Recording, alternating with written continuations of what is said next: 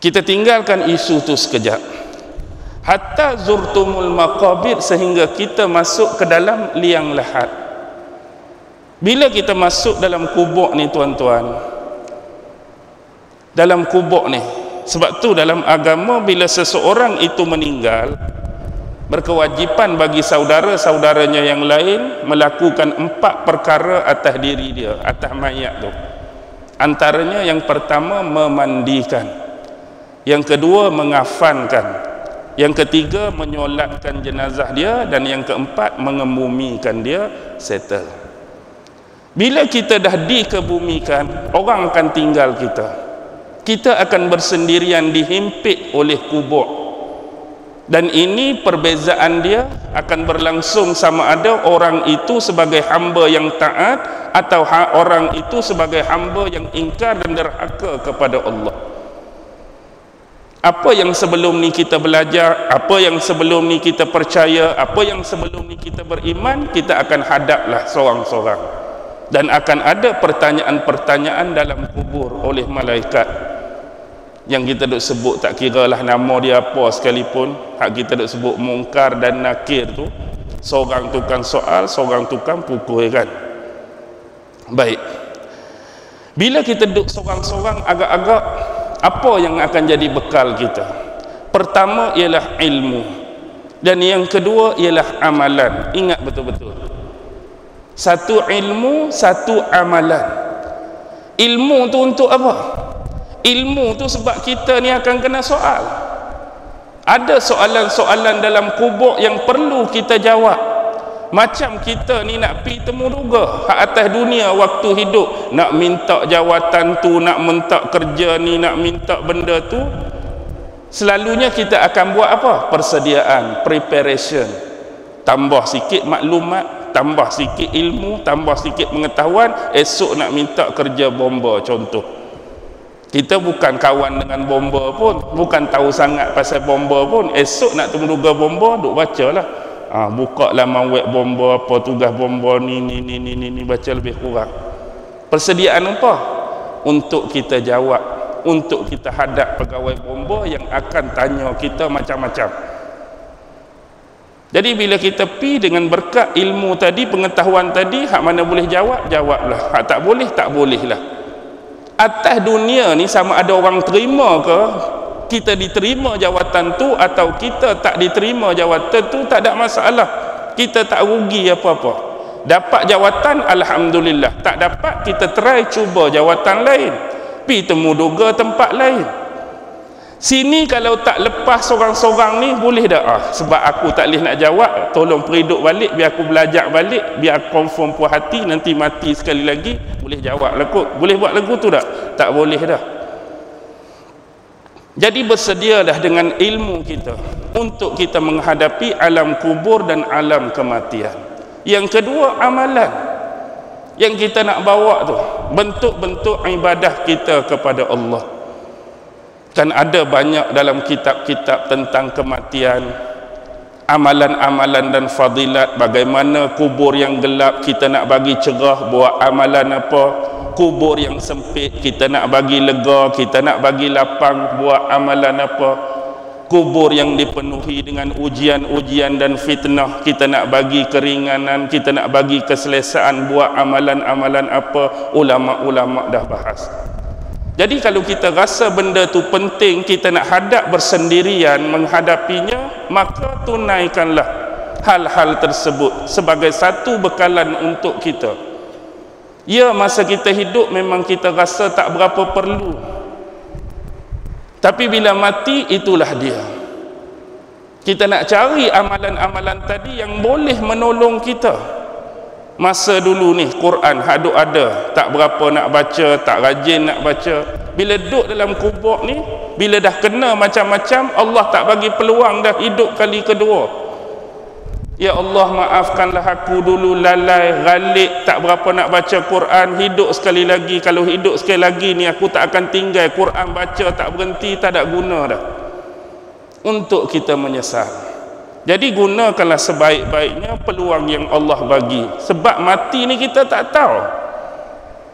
Tuan-tuan pun tak tahu, qadar yang Allah tentukan, umur berapa, di mana akan mati, pukul berapa, bentuk mati lagu mana, beriman ke tak beriman, boleh mengucap ke boleh tak boleh mengucap. Saya pun sama, tak tahu 2 minit lagi ke 20 minit lagi ke 2 tahun lagi, semua dalam ilmu Allah. Tapi sebelum benda tu mai jenguk kita, mai tarik kita, mai panggil kita, carilah seberapa banyak ilmu dan amalan. Kerana apa? Kalla saufa ta'lamun. Jangan begitu. Saufa ta'lamun, kelak kamu akan mengetahui akibat daripada perbuatan kamu. Jangan buat benda-benda yang tak tentu hala. Apa dia? Bermegah-megahan dengan benda-benda tadi. Jangan begitu. Kelak kamu akan mengetahui akibat daripada perbuatan kamu. Bila kamu masuk dalam kubur, kamu tahu dah apa jadi. Allah ulang kali kedua, summa kalla saufa ta'lamun, dan jangan begitu. Kelak kamu akan mengetahui. Ini adalah merupakan satu bentuk ancaman yang besar bila Allah ulang 2 kali. Jangan begitu, kelak kamu akan tahu lagu mana hak sebenar. Dan jangan begitu, kelak kamu akan tahu lagu mana hak sebenar. Kita nak cakap satu-satu benda, bila seorang tu ulang 2 kali, bila seorang ulang tu 3 kali, kita kena faham yang diulang itu benda yang penting. Contoh, kita sebagai guru, hari Minggu, hari Isnin buat pengumuman kepada murid di sekolah. Kita ulang satu benda, kita tak puas hati. Takut ada yang dengar, ada yang tak dengar. Takut ada yang bagi tumpuan, takut ada dia tengah sembang dan bercakap. Ustaz ulang sekali lagi ya, ingat benda ni penting. Hari Rabu tak sekolah. Sekali lagi ya, ingat Ustaz tak mau tanya dah, hari Rabu tak sekolah. Dan kalau kita tu tak puas hati lagi, okey, cuba ulang balik apa dia Ustaz abad. Murid pun ramai-ramai, hari Rabu tak sekolah. Tu pun jawapan murid, hari Rabu tak sekolah, tak kena gaya. Hari Rabu ada 2-3 parent mari hantar dengan motor. Duk marahnya, siapa hak kena balun? Pak Gad.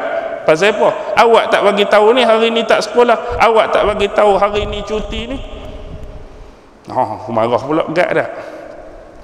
Kadang-kadang parent ni satu hal juga, dia bukan apa, sebab dia kerja. Bila cuti tu dia tak tahu nak letak anak dia di mana. Tu yang dia nak mari sekolah juga tu. Hari Rabu tu marah. Murid lain suka cuti. Bukan kata murid, kita hak cikgu ni suka cuti. Dia ni sebab dia kerja tak tahu anak dia nak pergi letak mana. Jadi kalau boleh biar sekolah. Payah dia nak letak anak. Tu jenis satu perangai juga. Okey. Kalla law ta'lamuna ilmal yaqin. Janganlah begitu. Lau ta'lamuna ilmal yaqin, sekiranya kamu mengetahui dengan ilmu dan pengetahuan yang yakin. Maksudnya kalau kamu dah tahu dengan ilmu dan pengetahuan yang yakin tentang benda-benda yang kita nak hadap ni, semua ni adalah bentuk-bentuk keimanan kita kepada Allah dan bentuk-bentuk pembenaran atas sabda Rasulullah sallallahu alaihi wasallam. Kita sebagai seorang Islam, sekiranya kita benar-benar beriman, maka kita akan ambil perhatian. Sebab ni adalah firman Allah. Allah habaq ancaman daripada Allah. Hidup atas dunia jangan duk buat benda-benda macam ni. Bila masuk kubur, nanti kamu akan tahu sendiri. Ditambah, dikukuhkan, dikuatkan oleh hadis-hadis Nabi. Nabi kata kamu akan disoal, kamu akan ditanya, kamu akan diazab, kamu akan dihimpit, macam-macam. Dan kita sebagai orang Islam yang beriman, kita kena yakin dengan ilmu ni, kita kena yakin dengan pengetahuan ni. Sebab ada sebahagian manusia yang ingkar dan kufur, bukan kata mereka tak yakin, tak percaya dan menolak tentang alam mahsyar. Sebelum mahsyar, hak kubur ni pun ramai orang tolak. Bukan maksud tolak bab kubur ni tolak hakikat mati. Dia pun tahu orang kafir dia mati, tetapi yang dia nafikan ialah azab dalam kubur tu. Bagi dia mati tak ada apa. Orang Islam pun mati, kalau aku ni orang kafir, aku pun mati. Kalau agama, Islam pun mati, Hindu pun mati, Kristian pun mati, habis cerita. Siapa golongan ni? Biasanya adalah golongan free thinker, yang kita panggil hari ni sebagai atheist. Yang hidup dia ni bukan ada penisbahan agama, dia berpijak pada realiti. Dia kata contoh, kalau bukti ada azab kubur, nikmat kubur, kalau orang hak kita tanam tu kita gali balik, tak ada apa pun, mayat duk lagu tu relax juga, tak ada pun kesan-kesan dia kena azab atau kesan-kesan dia menerima nikmat daripada Tuhan. Dia kira hak nampak mata zahir dia tak ada apa. Sedangkan manusia itu Allah ni hijab dia tentang hakikat sebenar alam kubur yang akan kita hadap. Jadi berlakulah penolakan, ketidakimanan dan ketidakpercayaan kepada unsur-unsur ghaibiyah alam kubur tadi. Hak percaya pun percaya mati, atau ikut qadar tahap keimanan terhadap agama masing-masing.